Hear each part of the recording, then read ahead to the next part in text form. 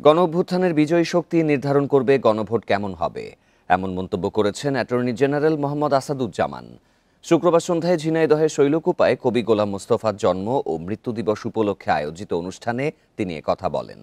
Attorney general বলেন, মুক্তিযুদ্ধের বিজয়ী শক্তি ৭২-এর সংবিধান এনেছিল, ৯০-এর বিজয়ী শক্তি দেশে গণতান্ত্রিক ব্যবস্থা ফিরিয়ে আনে।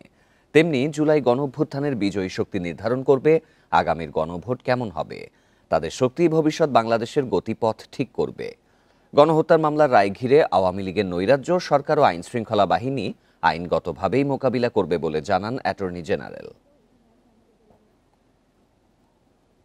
৯০-এর গণঅভ্যুত্থানের নেতৃত্ব দানকারী শক্তি যেমন নির্ধারণ করেছিলেন অন্তর্বর্তী সরকার কেমন হবে, ২৪-এর গণঅভ্যুত্থানের বিজয়ী শক্তি যেভাবে গণভোট নির্ধারণ করবেন, গণভোট সেভাবেই হবে। সেটাই বৈধ, সেটাই আইন, সেটাই বাংলাদেশের মানুষের আগামী দিন পথ দেখানোর পাথেয়।